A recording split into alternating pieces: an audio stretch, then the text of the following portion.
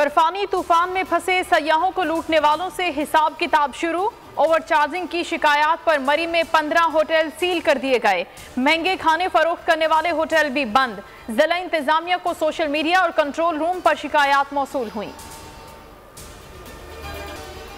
बर्फानी तूफान से दरख्त सड़क पर गिरे, गाड़ियों की तवील कतारें लगी। शदीद बर्फबारी के बायस मशीनरी और हेलीकॉप्टर्स का जाना मुश्किल था। फवाद चौधरी ने सानेह मरी की इब्तिदाई रिपोर्ट बता दी। कहा, गाड़ियों में कार्बन मोनोऑक्साइड ज्यादा होने की वजह से अमवात हुई। 5 गाड़ियों में 22 अफराद जाँ बहक हुए। वाकयात कलडरना और बाड़िया में पेश आए।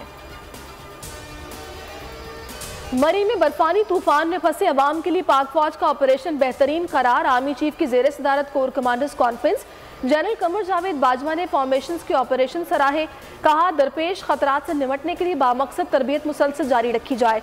कॉन्फ्रेंस में बॉर्डर की सूरत हाल समेत दाखिली और खारजी सिक्योरिटी सूरत हाल का भी जायजा।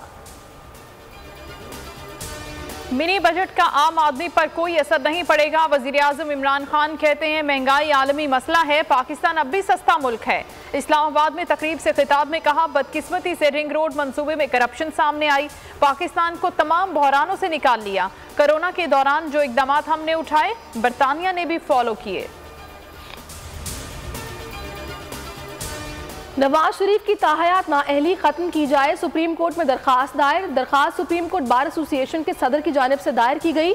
उधर हुकूमत का नवाज शरीफ के जामिन शहबाज शरीफ के खिलाफ हाई कोर्ट से रुजू करने का फैसला। फवाद चौधरी कहते हैं, नवाज शरीफ की बीमारी फ्रॉड थी।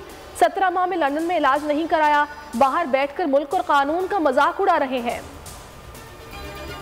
दूध, अंडों से लेकर अद्वियात पर टैक्स लगा दिया। हुकूमत सारे जालिमाना इकदाम वापस ले, दूसरा बिल लेकर आए। IMF प्रोग्राम में साथ देंगे। ऑपोजिशन लीडर शहबाज शरीफ का कौमी असम्बली में खिताब। असद उमर ने जवाब दिया, आपके दौर में कौन सी दूध और शहद की नहरें बह रही थी। नून लीग हुकूमत 4 मरतबा IMF से मुआहिदे कर चुकी है। इन हाउस तब्दीली होती नजर आ रही है, लेकिन PDM में दोबारा शमूलियत की कोई ख्वाहिश नहीं। आसिफ अली जरदारी कहते हैं, ये नामाकूल है, इनसे हुकूमत नहीं चलाई जाएगी। लॉन्ग मार्च पर बोले, मौलाना फजल रहमान पहले भी मार्च करते रहे हैं। न्यूयॉर्क प्रॉपर्टी केस में आसिफ अली जरदारी को रिलीफ। जमानत कबल अज गिरफ्तारी की दरखास्त मंजूर। एहतसाब अदालत ने नैब की दरखास्त मुस्तरद कर दी। इस्लामाबाद हाई कोर्ट ने मारगला हिल्स नेशनल पार्क तजावुजात केस का मुख्तसर तहरीरी फैसला जारी कर दिया। अदालत का मोनाल से किराए की मद में हासिल रकम 60 दिन के अंदर खजाने में जमा कराने का हुक्म। सेक्रेटरी दिफा रिकवरी यकीनी बनाए। नेवी गोल्फ कोर्स की तामीरात को 4 हफ्तों के अंदर गिरा दिया जाए। जिम्मेदारों का तयन करें। उधर अदालती हुक्म के बाद मोनाल रेस्टोरेंट सील।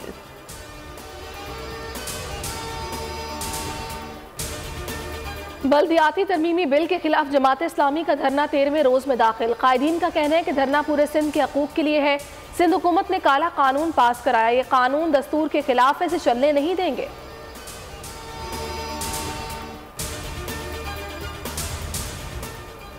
और ख्वाबों के व्यापारी, मज़ाहमती शायर, खूबसूरत अशार के खालिक अहमद फराज की आज सालगिरह।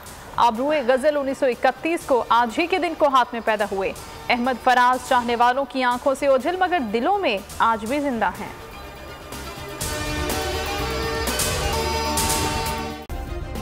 सब्सक्राइब करें और बेल दबाएं ताकि कोई खबर रह न जाए।